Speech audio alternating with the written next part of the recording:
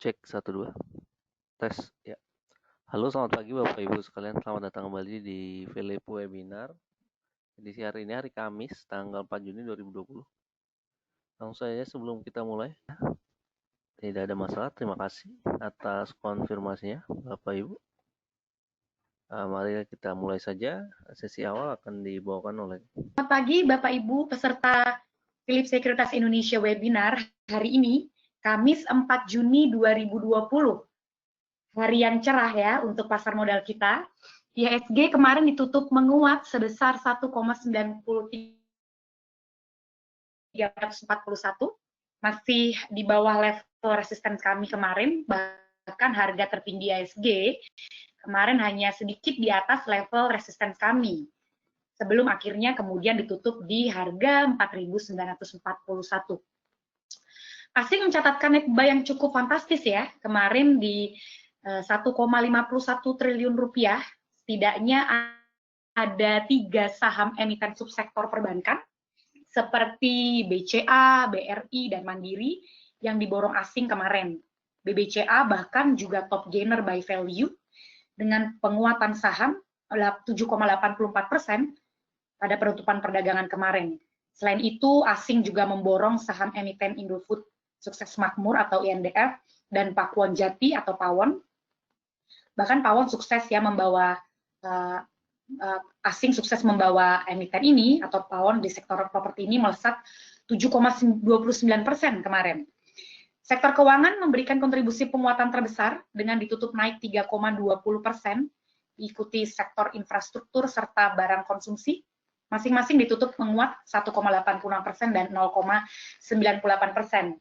Nah, baik untuk kita sejenak mengevaluasi pergerakan IHSG kemarin, karena agaknya asing hari-hari ini ya lebih condong ke negara-negara emerging market, contohnya juga Indonesia salah satunya, karena meski pemulihan ekonomi Amerika Serikat on the track, namun tensi politik memanas terkait kerusuhan Justice for Floyd yang sudah merambah ke sebagian besar negara bagian. Kita juga bisa melihat rupiah semakin terapresiasi. Hari ini, pagi ini rupiah di level 14.100. Oleh karena itu, kami memperkirakan IHSG juga masih akan menguat terbatas hari ini dengan support di level 4.804 dan resisten di level 5.029. Kita lihat di tabel di depan kita, kalau saham di Amerika ditutup menguat tadi malam, Dow 527 poin, atau ditutup menguat 2,05%, S&P 500 42 poin atau 1,36%, dan Nasdaq 725 poin atau 0,78%. Penguatan indeks saham Amerika Serikat ditopang oleh data pengangguran di sektor non-pertanian bulan Mei sebesar 2,76 juta orang ya, meski masih besar, tetapi ini lebih baik dari ekspektasi market sebesar 9 juta orang.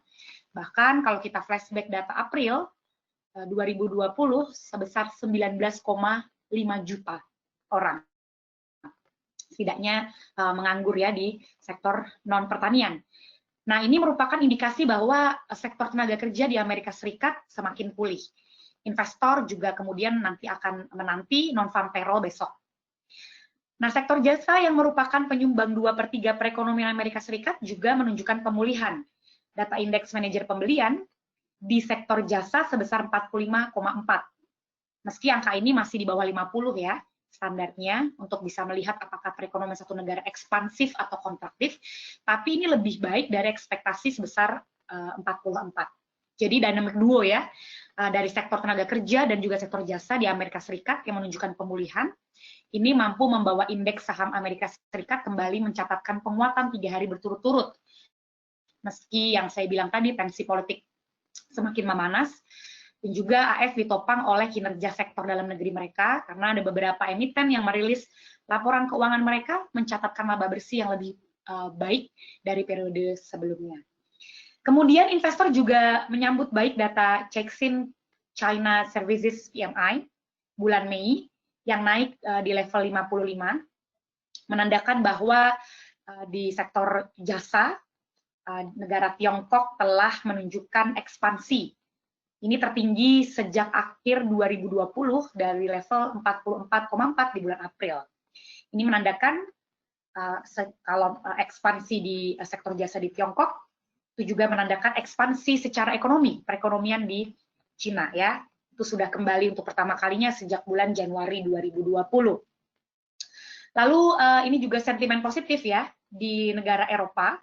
Koalisi partai politik pendukung kanselir Jerman Angela Merkel menyetujui paket stimulus ekonomi senilai 130 miliar euro atau 146 miliar US dollar yang juga meliputi pengurangan pajak pertambahan nilai atau PPN dari 19% menjadi 16% selama 6 bulan, mulai bulan Juli. Paket stimulus ini menyusul paket stimulus senilai 750 miliar euro yang disepakati pada bulan Maret lalu. Jadi penambahan paket stimulus ya, sehingga secara total kebijakan stimulus pemerintah Jerman mencapai lebih dari 30% PDB negara itu. Jauh lebih tinggi dibanding program darurat nasional yang telah diluncurkan oleh negara-negara anggota zona euro lainnya. Jadi di berbagai kontinen ya, baik di Amerika maupun di Asia dan Eropa juga menunjukkan sentimen positif.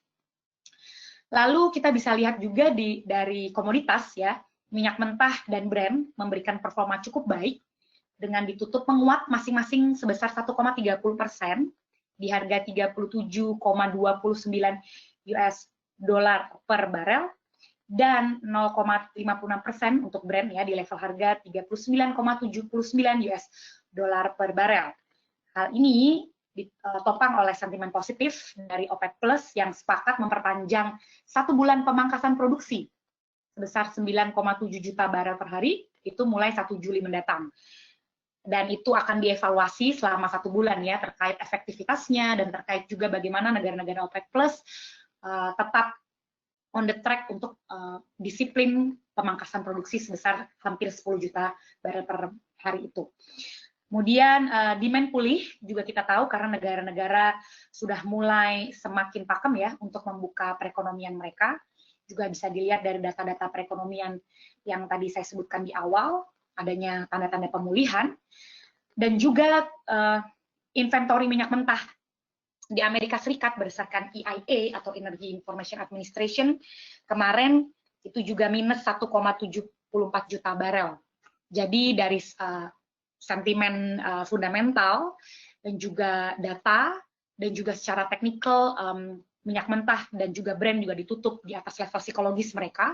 Ini membuat performa minyak mentah dan Brent itu terus meningkat gitu ya. Tetapi penutupan kemarin tidak banyak karena juga ditopang oleh OPEC negosiasinya, OPEC Plus negosiasinya yang tidak menambah cut produksi ya, tetapi tetap sama di sebesar 9,7 juta barel per hari.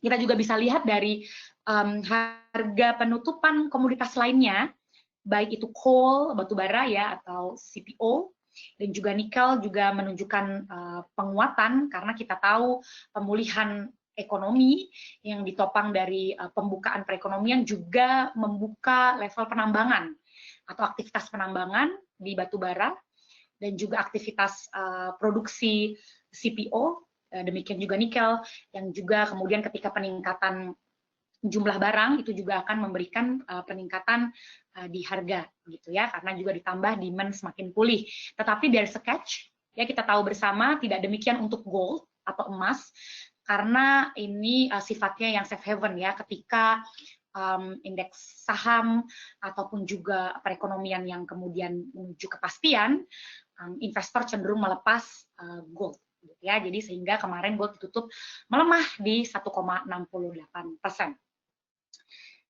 Demikian untuk sentimen untuk market drivers. Kemudian kita punya berita dalam negeri. Ada dari emiten Agung Podomoro Land, kemudian Kapuas Prima Coal, dan juga Surya Esa Perkasa. Dari emiten APLN, manajemen Agung Podomoro Land menyatakan terdapat 12 mal dan 5 mal proyek yang terganggu operasinya selama PSBB. Perseroan berpotensi mengalami penurunan pendapatan dan laba bersih sebesar 51–75% antara Januari sampai April 2020. Kemudian zinc, Penyelesaian proyek penghiliran minyak milik emiten pertambangan logam atau PT Kapuas Prima Coal tertunda seiring dengan masih berlangsungnya pandemi COVID-19. Kemudian dari Surya Esa Perkasa atau ESA berencana untuk menerbitkan surat utang atau mengambil pinjaman perbankan dengan nilai sebesar-besarnya ya, itu maksimum 450 juta US dollar sebagai langkah refinancing utang perseroan. Kemudian kita bisa lihat data front flow. Ini yang sempat saya singgung tadi ya, net buy, asing mencatatkan net buy yang cukup fantastis kemarin, di 1,51 triliun per kemarin ya, sehingga year to date selama 2020 asing telah mencatatkan net sales setidaknya 25,58 triliun rupiah. Hari ini setidaknya ada 3 emiten yang kita rekomendasikan untuk technical recommendation.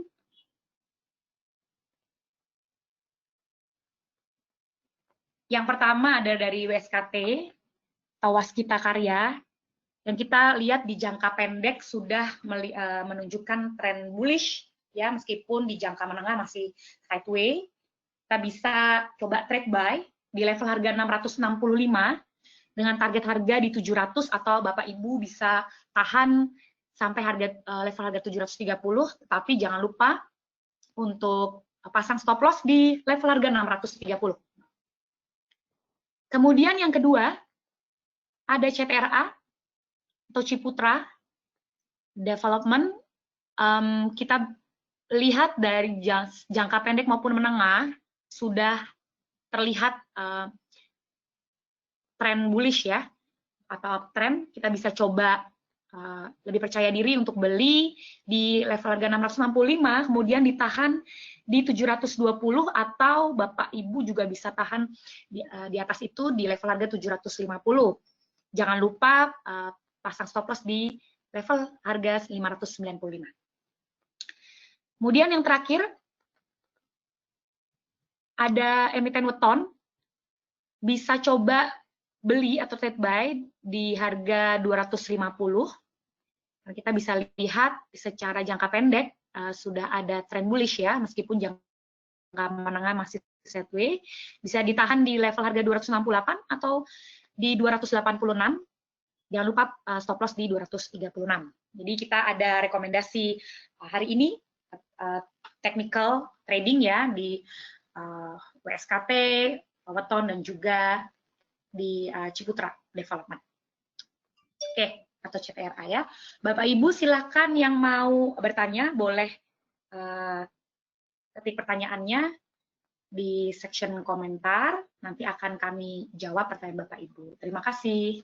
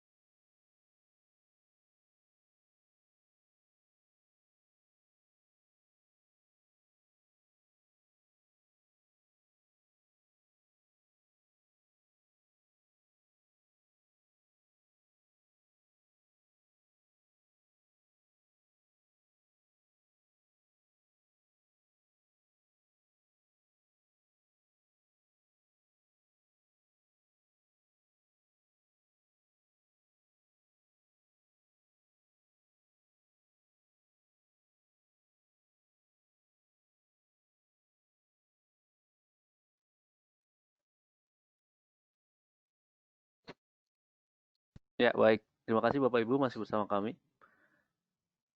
Sebelum masuk Q&A, kita akan sedikit mereview dulu apa yang terjadi atau apa yang terjadi dengan technical recommendation kita selama seminggu kemarin ya, yaitu tanggal 28 Mei ada BRI, MNCN, BCTM.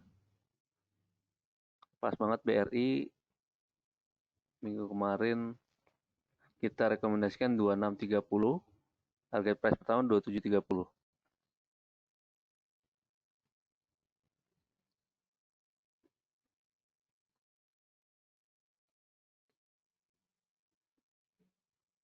BRI tanggal 28 harga entry point kita cocok ya, dan kurang lebih mirip lah ya dengan harga open 2640. TP1 ya langsung tersentuh juga hari itu, 2800-nya yaitu target price kedua malah sudah terlampaui ya, dan udah tembus level 3290 paling tinggi selama seminggu ini ya. Kemudian ada MNCN trade by 910, target price pertama 950 ya.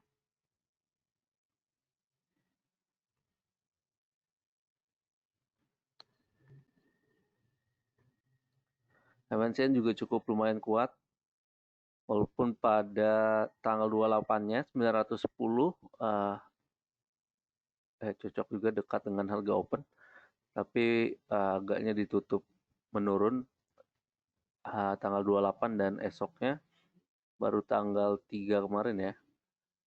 Ada lonjakan yang cukup signifikan sehingga level target price kedua pun kita, target price kedua kita maksudnya di Rp1.000 juga sudah terlampaui ya. Terakhir ada BJTM, kita lihat BJTM.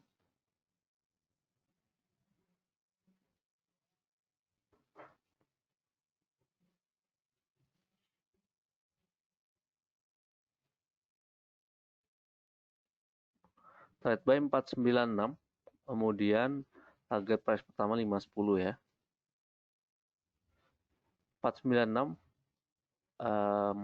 ya dekat juga dengan harga open dan level lowest pada tanggal 28. 510 target price pertama kita langsung tersentuh pada hari itu juga, dan 530-nya harus menunggu sampai hari kemarin ya, pas close di high ya, iya high dan close di level 530. Cukup baik rekomendasi teknikal sama seminggu ini, semua hit target price kedua ya, di tengah pasar yang mulai bullish kembali gitu ya.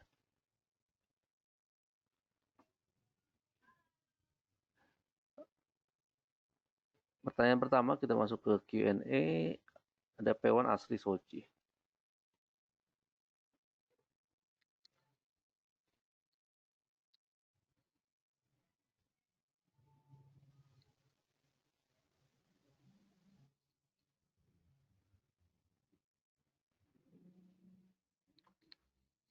Ya untuk P1 cukup kuat ya, dan sudah breakout dari resistance ya kelihatannya. Belum sih ya, kurang lebih lah ya, dekat-dekat resistance 430. Harusnya ada peluang untuk menutup gap hingga 450 sih kami kira P1. Apalagi kalau masih didukung volume yang lebih kencang ya, lebih tebal daripada sebelum-sebelumnya, harusnya masih berimbas positif ke P1 ya. Tahan saja hingga 450 paling minimal. Kemudian Asri,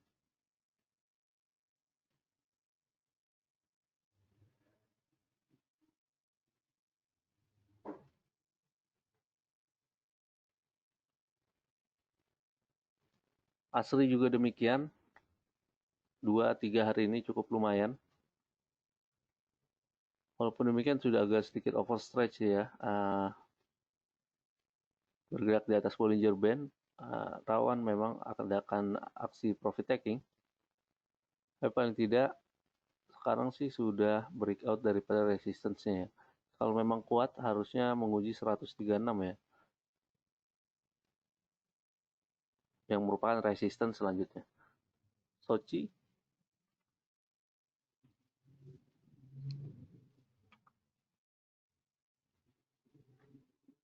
Sochi masih sideways ya. Tampaknya sih sudah agak habis sih Pak untuk uptrendnya. Boleh switch dulu ke saham yang lain. Kelihatannya masih akan sideways dulu dan menguji support 120 ya. Kemungkinan resistance paling tidak 140. Pak Suhartono, BTN, BTPS, dan BRI apakah masih bisa di hold ya? BTN memang tergantung masuknya juga di level berapa dan kapan. Kalau terlihat memang volume belum ada henti-hentinya ini ya, menurun sehingga sangat positif dan kelihatannya masih kuat ya. MACD juga demikian, masih mensinyalkan akan lanjutan penguatan seperti itu ya. 1160 hingga 1200 kurang lebih ya, boleh dipasang sebagai resistance. 1080 maksudnya, 1080 hingga 1200 level-level resistance yang akan diuji ya, seperti itu. Dan kalau kita bilang juga BTN sering juga kita sampaikan ya bahwa sangat murah ya.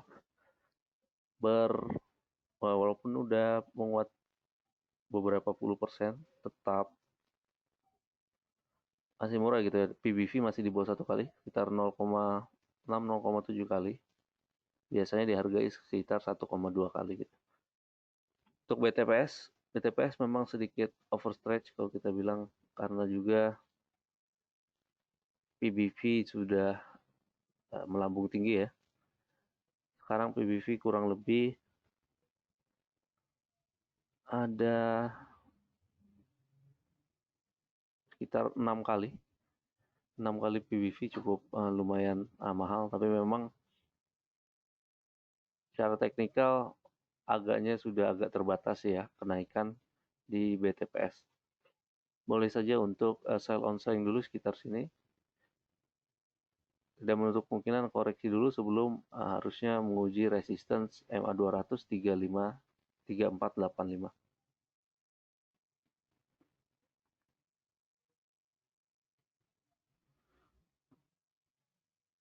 BBRI-nya, aduh,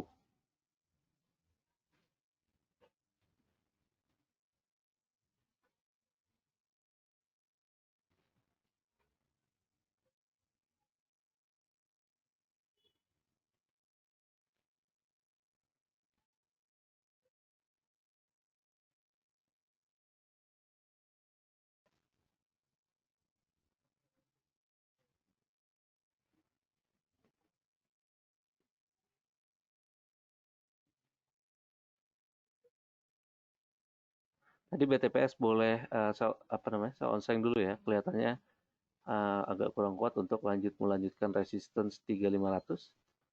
Tapi seharusnya level-level 2950 hingga 3000 boleh dipakai untuk koleksi ya jika ada koreksi di BTPS. Untuk BBRI,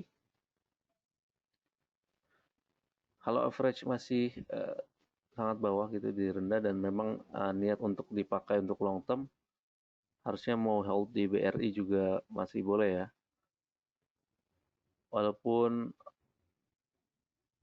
agak berkurang gitu ya level net buy asing, tapi tetap masih di ini ya, dicari dan dikoleksi oleh asing.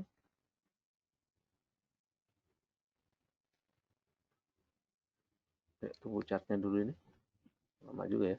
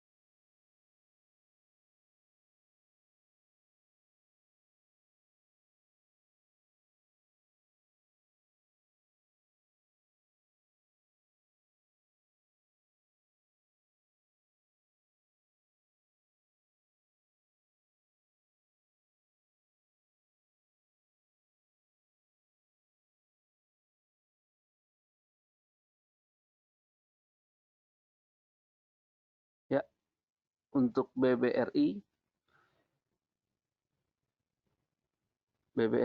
kalau mau ditahan tadi tergantung average juga ya. Kalau misalnya average di bawah sekali ingin tahan long term boleh juga. Kalau mau apa namanya sell on strength gitu, partial sell on strength boleh juga dengan apa namanya dengan juga mengamankan profit daripada sedikit gitu ya, setengah atau beberapa persen yang daripada portofolio di BRI boleh juga 3.200-an lah ya, sekitar situ kalau mau sell on strength paling tidak. Kemudian HMSP, Wika, Bu Desianti, apakah masih melanjutkan penguatan dan apakah masih uptrend?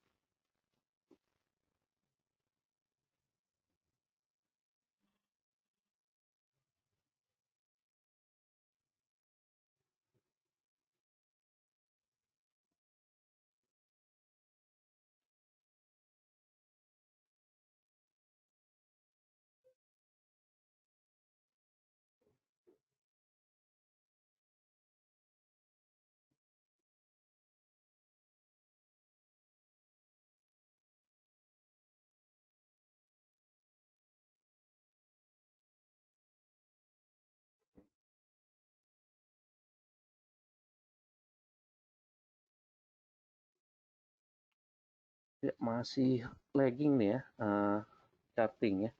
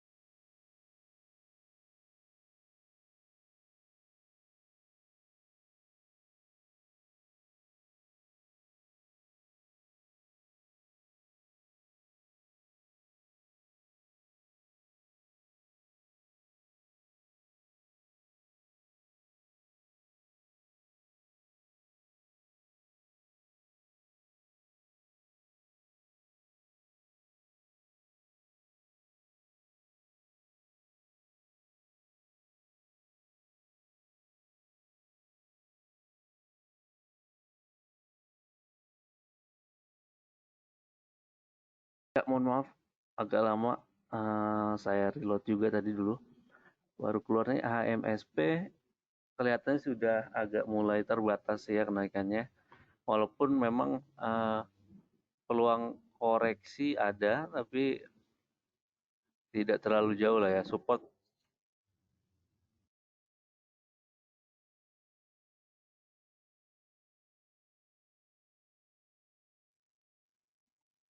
level support di sekitar 1775 dan boleh dipakai untuk koleksi ya di sekitar situ.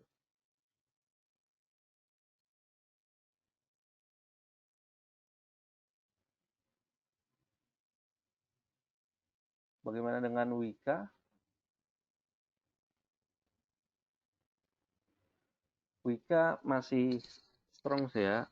Kelihatannya memang mulai ada lonjakan yang lumayan di sektor konstruksi ya.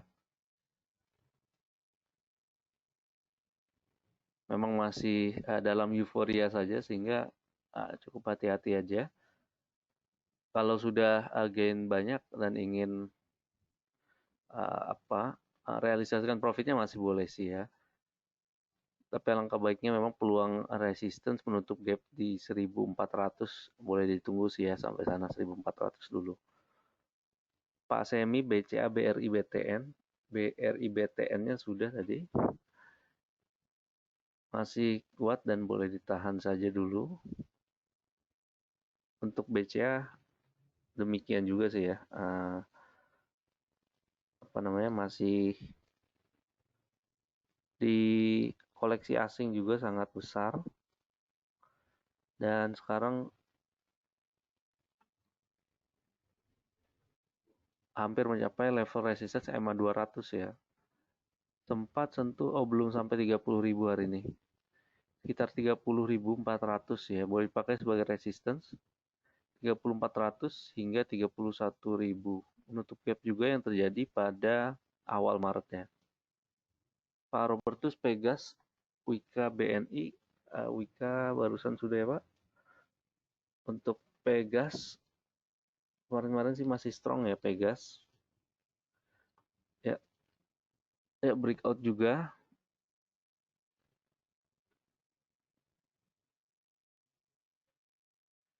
1.200 paling tidak Pak ya untuk resistance di Pegas. 1.120 hingga 1.200 maksudnya ya.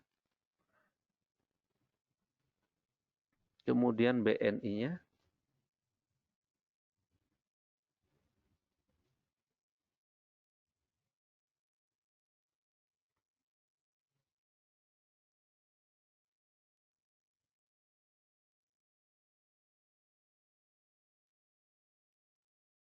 BNI memang agak lagging di antara perbankan lain, tapi pelan-pelan merangkak naik sih ya. Pertama resistance yang akan dituju sekitar dekat-dekat level sini 4230, 4250 hingga 4530 seperti itu.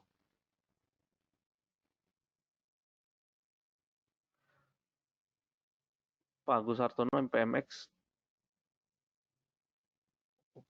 MPMX kenapa turun ARB 2 hari berturut-turut ya?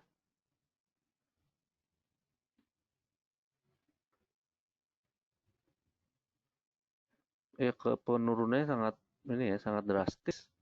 Volume juga tiba-tiba ini ya drop sangat banyak. Makanya setelah ex dividend banyak dibuang juga oleh para pelaku pasar. Apalagi setelah kenaikannya sebelum ex dividend sangat kenceng ya. MA 200 juga tidak mampu dilampaui.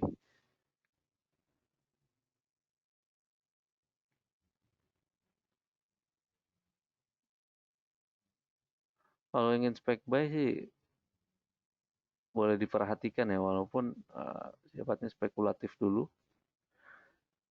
Dan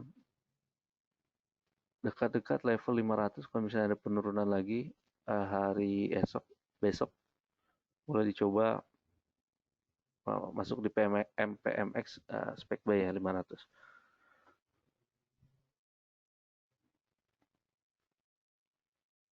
Pak Wisbor BMRI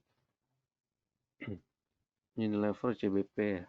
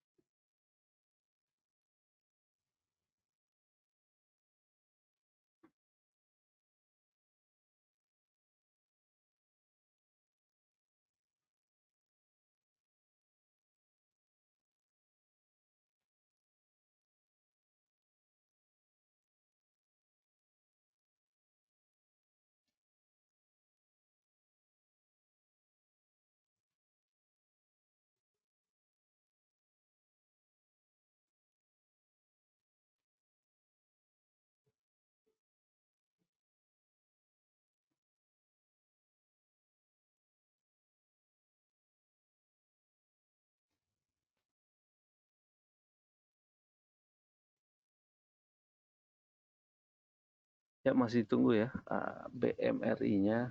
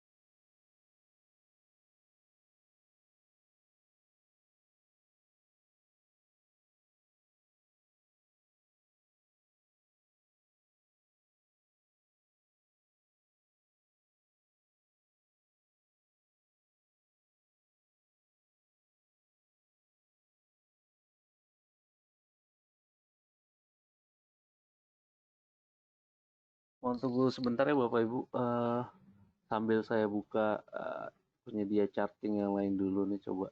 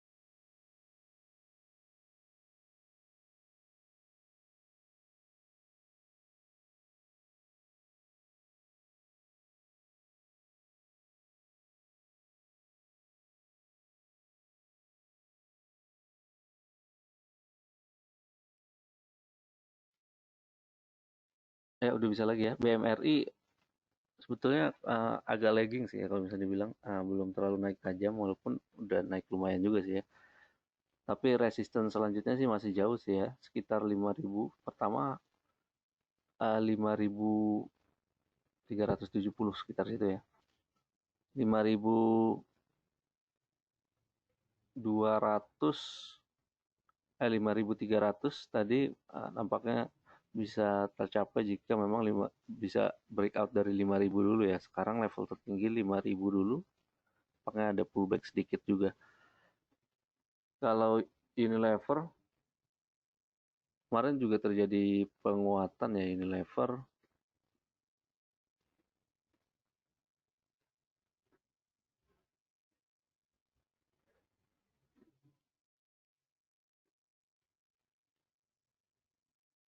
walaupun masih akan ada pullback dulu nih. Memang ada MA 200, 8300 ini nampaknya akan diuji beberapa kali dulu ya. Tapi kelihatannya kalau breakout sukses dari 8300 berpeluang menuju 8500 ke atas ya. Hingga level tertinggi sebelumnya yaitu 8800. ICBP dan ERA, ICBP-nya pelan-pelan boleh juga walaupun sudah turun banyak, masih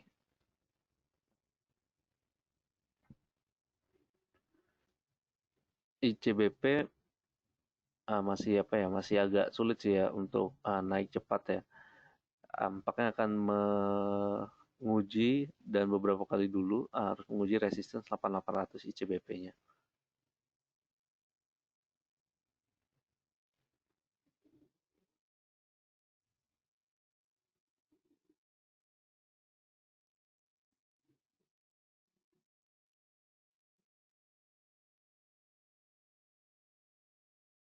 Untuk Era Jaya,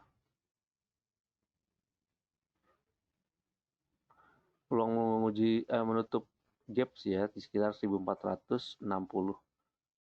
Boleh ditahan hingga level situ, Pak. Pak Pak Pyong, MNCN BRI sudah dan BBKP ya. BBKP biasanya agak terlupakan ya. Tapi harusnya memang uptrend sejak Maret ya, walaupun uptrendnya nggak strong sekali gitu ya, tapi smooth lah ya, pelan-pelan.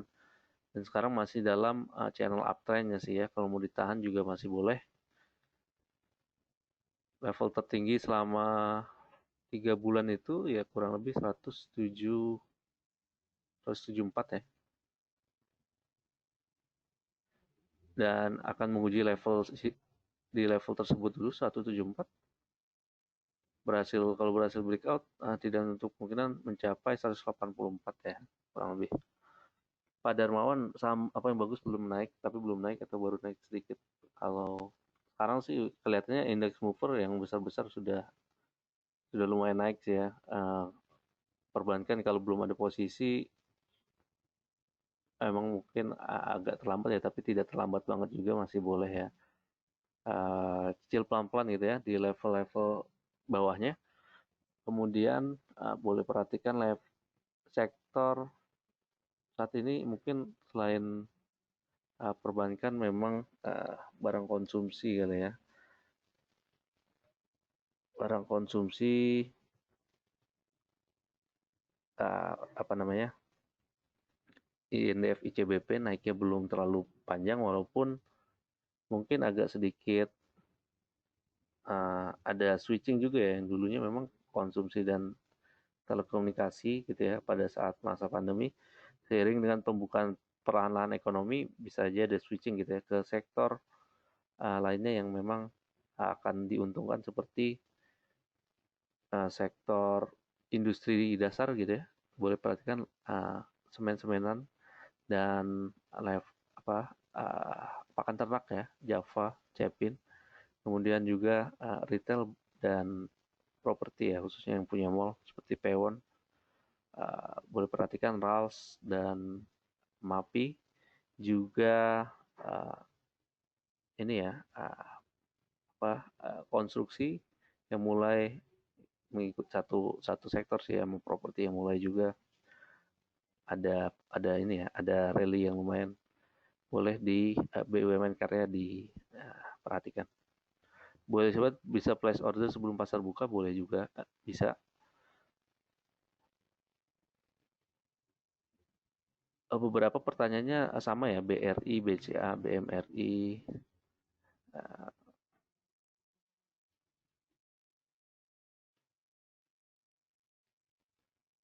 INDF, CBP juga ya.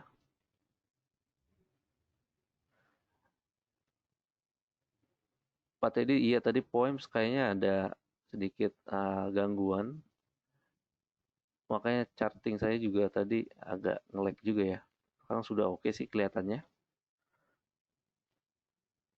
Pak Ervan nanyakan TPIA,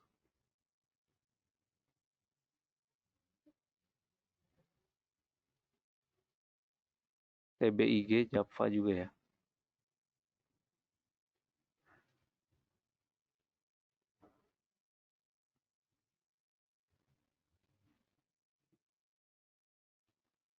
TPA ya beberapa kali dulu nampaknya menguji 7400 ya kurang lebih. Ada MA20 di sana. Harusnya kalau breakout dari sana akan jadi pijakan yang bagus ya. MACD juga mendukung kalau Golden Cross breakout dari MA20 harusnya menuju 8000 dulu baru 8300 dulu gitu ya. Tidak menutup kemungkinan untuk mencapai MA200 kembali jadinya. Java dan TBIG.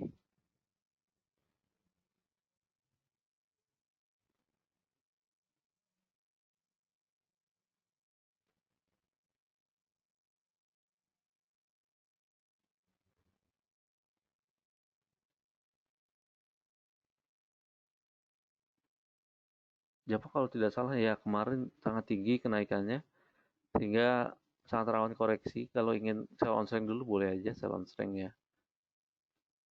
Di sekitar level sini ya hingga 1200. TBIG tower-toweran ya.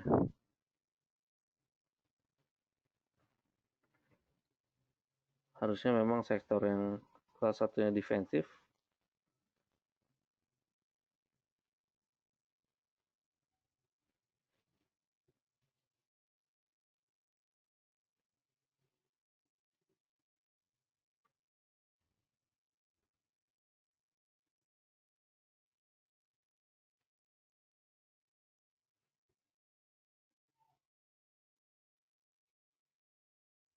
Ya, kurang lebih dekat sih ya. Resistance 1120 dulu. Kecuali bisa tembus dari sana 1150 hingga 1200 ya akan jadi resistance selanjutnya.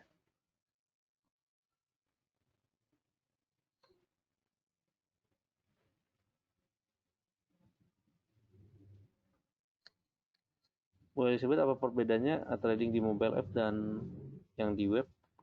Kurang lebih tidak ada perbedaan yang ini sih, Bu. Sama saja sebetulnya.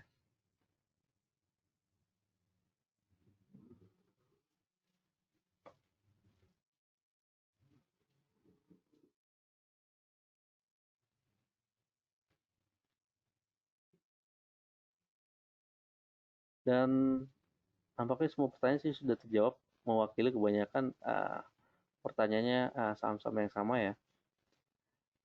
Dan nampaknya saya sudahi dulu sampai di sini. Terima kasih banyak atas atensinya dan kehadirannya Bapak Ibu.